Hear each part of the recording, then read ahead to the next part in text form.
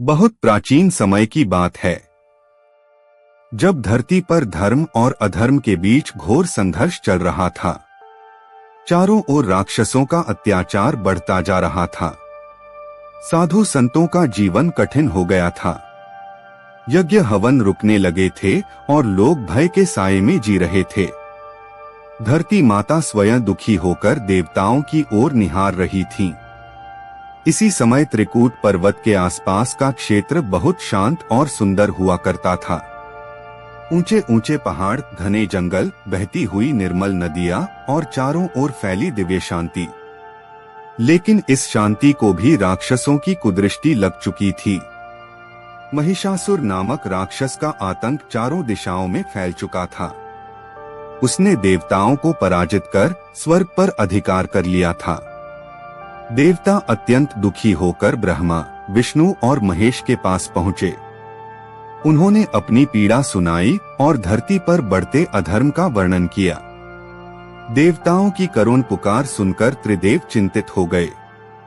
उन्होंने आपस में विचार किया कि इस अत्याचार को समाप्त करने के लिए एक महान शक्ति का अवतरण आवश्यक है। तभी त्रिदेव के तेज से एक अद्भुत प्रकाश उत्पन्न हुआ। वह प्रकाश इतना तेजस्वी था कि उससे पूरा ब्रह्मांड आलोकित हो उठा। उसी दिव्य प्रकाश से आदिशक्ति का प्राकट्य हुआ। वही शक्ति आगे चलकर वैष्णो देवी के नाम से जानी गई। माता ने कन्या रूप में धरती पर अवतार लेने का निश्चय किया ताकि अधर्म का अंत हो और धर्म की स्थापना हो सके। माता का जन्म एक साधारण बालिका के रूप में हुआ, लेकिन उनमें असाधारण दिव्य शक्तियां विद्यमान थीं। बचपन से ही माता अत्यंत शांत, गंभीर और तेजस्वी थीं। उनके मुख से सदा मधुर वाणी निकलती थी और आंखों में करुणा और शक्ति का अद्भुत संगम दिखाई देता था। जब माता कुछ बड़ी हुई तो उन्होंने संसार की माया से दूर रहकर तपस्या करने का निर्णय लिया। माता को ज्ञात था कि उनका उद्देश्य केवल एक ही है, धरती से पाप और अधर्म का नाश करना। इसी उद्देश्य से माता त्रिकूट पर्वत की ओर चली गईं।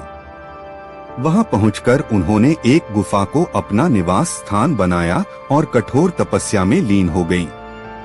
इसी क्षेत्र में भैरवनाथ नाम का एक तांत्रिक रहा करता था।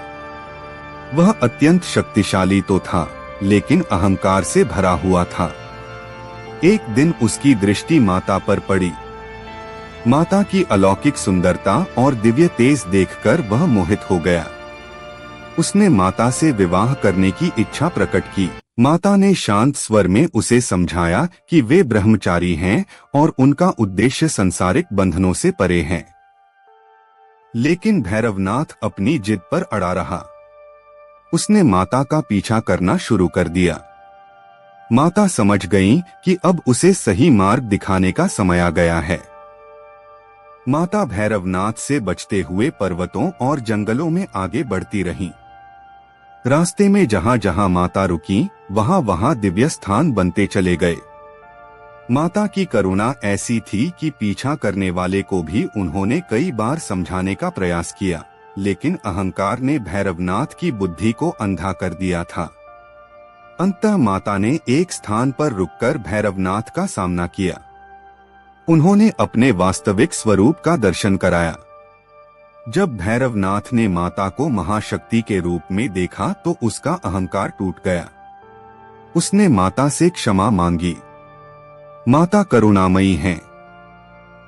उन्होंने भैरवनाथ को क्षमा कर दिया और उसे मोक्ष प्रदान किया। साथ ही माता ने वरदान दिया कि जो भी श्रद्धा और विश्वास से उनके दर्शन करने आएगा, उसके दर्शन के बाद भैरवनाथ के दर्शन अवश्य करेगा और उसकी मनोकामना पूर्ण होगी। इसके बाद माता वैष्णो देवी त्रिकूट पर्वत की गुफा में विराजमान हो गईं। वहां माता 3 रूपों में प्रकट हुई: महाकाली, महालक्ष्मी और महासरस्वती। ये तीनों शक्तियां मिलकर संपूर्ण सृष्टि का संचालन करती हैं। माता की गुफा आज भी भक्तों के लिए शक्ति और श्रद्धा का केंद्र है। कहा जाता है कि माता आज भी अपने भक्तों की पुकार सुनती हैं। जो भी सच्चे मन से माता का स्मरण करता है, माता उसे कभी निराश नहीं करती। कठिन से कठिन राह भी माता की कृपा से सरल हो जाती है। माता वैष्णो देवी का धाम केवल एक तीर्थ नहीं, बल्कि आस्था, विश्वास और भक्ति का जीवंत प्रतीक है। यहाँ आने वाला हर भक्त अपने भीतर एक नई ऊर्जा और शांति का अनुभव करता है। माता की गुफा में पहुँचते ही मन स्वतः ही नतमस्तक हो जाता है और आंखों से आंसू बहने लगते हैं। माता का जीवन हमें सिखाता है कि शक्ति का सही अर्थ अहंकार नहीं, बल्कि करुणा और धर्म की रक्षा है। माता ने कभी किसी का अहित नहीं किया, बल्कि अधर्म का अंत कर धर्म को स्थापित किया। आज भी जब कोई भक्त कठिनाइयों से घिरा होता है, जब जीवन में अंधकार छा जाता है, तब माता वैष्णो देवी का नाम एक आशा की किरण बनकर सामने आता है। माता का स्मरण मात्र से मन को शांति मिलती है और हृदय में विश्वास जाग उठता है। कहा जाता है कि माता स्वयं अपने भक्तों को बुलाती हैं।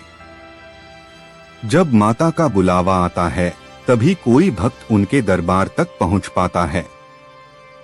यह बुलावा केवल पैरों से नहीं, बल्कि मन और आत्मा से मिलता है। माता वैष्णो देवी की यह पावन कथा केवल सुनने की नहीं, बल्कि जीवन में अपनाने की कथा है। यह कथा हमें सिखाती है कि सच्ची भक्ति में ही सबसे बड़ी शक्ति छिपी होती है। जो भी श्रद्धा, प्रेम और विश्वास के साथ माता का स्मरण करता है, माता उसके जीवन के हर दुख को हर लेती हैं और उसे सुख, शांति और समृद्धि का आशीर्वाद देती हैं। जय माता दी। माता वैष्णो देवी का अवतरण केवल एक देवी का जन्म नहीं था, बल्कि धरती पर फैले अंधकार को मिटाने के लिए स्वयं शक्ति का प्रकट होना था। जब माता त्रिकूट पर्वत की गुफा में तपस्या में लीन हुई, तब वह स्थान साधारण नहीं रहा। उस क्षेत्र की हवा में शांति बस गई, पेड़ों की पत्तियां भी जैसे मंत्रों का उच्चारण करने लगीं और पक्षियों का कलरव भक्ति से भर गया। माता दिन और रात कठोर तपस्या करती थीं। उनका ध्यान केवल लोक कल्याण पर था। वे सोचती थीं कि कैसे लोगों के मन से भय दूर हो, कैसे अत्याचार समाप्त हो और कैसे धर्म फिर से अपने मार्ग पर लौटे। माता का हृदय अत्यंत कोमल था, लेकिन उनकी शक्ति अपार थी। माता के तप से देवताओं को बल मिलने लगा। जहां पहले निराशा थी, वहां अब आशा की किरण दिखाई देने लगी। साधु संतों को फिर से निर्भय होकर भजन करने का साहस मिला। राक्षसों के मन में अनजाना भय पैदा होने लगा। उन्हें लगने लगा कि कोई महान शक्ति उनके अत्याचारों का अंत करने वाली है। उसी समय महिषासुर का अत्याचार बढ़ता ही जा रहा था। वह स्वयं को अजेय मान बैठा था। उसे किसी देवी या देवता का भय नहीं था, लेकिन वह यह नहीं जानता था कि माता वैष्णो देवी का जन्म उसी के अंत के लिए हुआ है। माता ने अपनी तपस्या पूरी करने के बाद संसार में विचरण करना प्रारंभ किया। वे साधारण कन्या के रूप में लोगों के बीच जाती थीं। किसी को यह आभास नहीं होता था कि यह कन्या स्वयं आदिशक्ति है। माता जहां भी जाती, वहां दुखियों के दुख स्वतः दूर हो जाते। बीमार ठीक होने लगते, भूखे को अन्न मिलता और निराश मन को शांति मिलती। लोग माता को देखकर अजीब सा सुकून महसूस करते। उनके चरणों में बैठते ही मन हल्का हो जाता। माता किसी से कुछ नहीं मांगती थीं, केवल प्रेम और श्रद्धा का भाव ही उनके लिए सबसे बड़ा भोग था। इसी दौरान भैरवनाथ की कथा आगे बढ़ती है। भैरवनाथ अत्यंत शक्तिशाली साधक था, लेकिन उसकी साधना का आधार अहंकार था। जब उसने माता को देखा तो उसकी बुद्धि भ्रमित हो गई। उसने माता की दिव्यता को पहचानने के बजाय उन्हें अपनी इच्छाओं की वस्तु समझ लिया। माता ने कई बार उसे समझाया। उन्होंने कहा कि शक्ति को भोग की वस्तु नहीं समझा जाता, शक्ति तो साधना और सेवा से प्राप्त होती है। लेकिन भैरवनाथ पर इन बातों का कोई प्रभाव नहीं पड़ा। जब माता ने त्रिकूट पर्वत से आगे बढ़ना शुरू किया, तब भैरवनाथ थक गया, लेकिन उसका अहंकार अभी भी जीवित था। अंत में माता एक गुफा में प्रवेश कर गईं। वह गुफा आज भी माता का मुख्य धाम मानी जाती है। गुफा के भीतर माता ने अपने 3 रूप प्रकट किए। महाकाली जो शक्ति और संहार की प्रतीक हैं, महालक्ष्मी जो करुणा और समृद्धि की देवी हैं, महासरस्वती जो ज्ञान और विवेक की अधिष्ठात्री हैं। इन तीनों शक्तियों का संगम ही माता वैष्णो देवी हैं। जब भैरवनाथ गुफा के भीतर पहुंचा और माता के इस विराट रूप को देखा, तब उसका हृदय कांप उठा। उसे अपने किए पर पश्चाताप हुआ। उसका सारा अहंकार पल भर में चूर चूर हो गया। वह माता के चरणों में गिर पड़ा और क्षमा मांगने लगा। माता ने उसे उठाया और स्नेहपूर्वक कहा कि अहंकार ही सबसे बड़ा राक्षस है। जिसने अहंकार को जीत लिया, उसने संसार को जीत लिया। माता ने भैरवनाथ को क्षमा कर दिया और उसे मोक्ष का वरदान दिया। माता ने यह भी कहा कि जो भक्त श्रद्धा से उनके दर्शन करने आएगा, वह भैरवनाथ के दर्शन करके ही अपनी यात्रा पूर्ण करेगा। इससे यह शिक्षा मिलती है कि अहंकार का अंत और क्षमा का भाव ही सच्ची भक्ति है। इसके बाद माता सदा के लिए गुफा में विराजमान हो गई। युग बीतते गए, लेकिन माता की महिमा बढ़ती ही गई। दूर दूर से भक्त माता के दर्शन के लिए आने लगे। कठिन पहाड़ी रास्तों पर चलकर भी उनके चेहरे पर थकान नहीं होती थी, क्योंकि उनके मन में माता के दर्शन की लगन होती थी। कहा जाता है कि माता स्वयं अपने भक्तों को बुलावा भेजती हैं। जब तक बुलावा न आए, तब तक लाख प्रयास करने पर भी कोई वहां नहीं पहुंच पाता। और जब बुलावा आ जाता है, तब सारी कठिनाइयां अपने आप दूर हो जाती हैं। भक्तों का अनुभव है कि माता के धाम की यात्रा केवल पैरों से नहीं होती, यह यात्रा मन और आत्मा से होती है। जैसे जैसे भक्त आगे बढ़ता है, वैसे वैसे उसके मन के विकार पीछे छूटते जाते हैं। क्रोध, लोभ, मोह सब धीरे धीरे समाप्त होने लगते हैं। माता वैष्णो देवी केवल शक्ति की देवी नहीं है, वे माँ हैं। एक ऐसी माँ जो अपने बच्चों की पीड़ा को बिना कहे समझ लेती हैं। जब भक्त उनके सामने खड़ा होता है, तब उसे कुछ बोलने की आवश्यकता नहीं होती। माता उसकी आंखों के आंसू पढ़ लेती हैं। माता की कृपा से असंभव भी संभव हो जाता है। कई भक्त बताते हैं कि जब जीवन में सब कुछ टूटता हुआ लग रहा था, तब माता का नाम ही सहारा बना। किसी को संतान सुख मिला, किसी को रोग से मुक्ति मिली, किसी को जीवन का सही मार्ग मिला। माता की कथा हमें यह सिखाती है कि सच्ची शक्ति दिखावे में नहीं, बल्कि धैर्य, करुणा और धर्म में होती है। माता ने कभी अपनी शक्ति का दुरुपयोग नहीं किया। उन्होंने केवल उसी समय अस्त्र उठाया जब धर्म की रक्षा आवश्यक हुई। आज भी त्रिकूट पर्वत की गुफा में वही दिव्य ऊर्जा विद्यमान है। जो भी वहां सच्चे मन से जाता है, वह खाली हाथ नहीं लौटता। चाहे उसकी मनोकामना पूरी हो या न हो, लेकिन उसके मन को शांति अवश्य मिलती है। माता वैष्णो देवी की जन्म कथा केवल एक धार्मिक कथा नहीं है, यह जीवन का संदेश है। यह कथा हमें सिखाती है कि अहंकार का त्याग, करुणा का भाव और श्रद्धा की शक्ति ही मनुष्य को महान बनाती है। जब भी जीवन में अंधकार छा जाए, जब रास्ता दिखाई न दे, तब केवल माता का स्मरण करो। वह माँ है, वह अवश्य मार्ग दिखाएगी। माता वैष्णो देवी सदा अपने भक्तों की रक्षा करती हैं, सदा उनका कल्याण करती हैं और सदा उन्हें सही दिशा दिखाती हैं। जय माता दी। कहा जाता है कि माता केवल गुफा में ही विराजमान नहीं है, बल्कि हर उस हृदय में बसती हैं जहां सच्ची श्रद्धा होती है।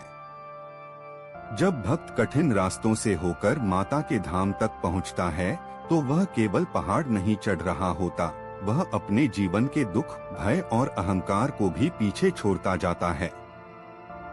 हर कदम पर माता उसकी परीक्षा लेती हैं और हर कदम पर उसे संभालती भी हैं। जो थक कर बैठ जाता है उसे कोई सहारा मिल जाता है। जो रोते हुए आगे बढ़ता है उसके आंसू माता अपने आंचल से पोंछ देती हैं। कई भक्त बताते हैं कि जब रास्ता कठिन लगता है तब भीतर से एक आवाज आती है जो कहती है कि आगे बढ़ो, माँ साथ है। वही आवाज भक्त को फिर से शक्ति दे देती है। माता अपने भक्तों से कुछ नहीं मांगती, न धन, न वैभव, न दिखावा। वह केवल सच्चा मन चाहती हैं। जो मन से झुक जाता है वही उनके सबसे करीब पहुंच जाता है। माता को दिखावे की भक्ति नहीं बल्कि सरल और सच्ची भक्ति प्रिय है। कई बार भक्त अपनी मनोकामना लेकर माता के पास जाता है। कोई संतान के लिए रोता है, कोई रोग से छुटकारा चाहता है, कोई जीवन की उलझनों से मुक्ति चाहता है। माता सबकी सुनती हैं। कभी तुरंत फल देती हैं, कभी प्रतीक्षा कराती हैं, लेकिन कभी खाली नहीं लौटाती। क्योंकि माता जानती हैं कि भक्त के लिए क्या सही है और कब सही है।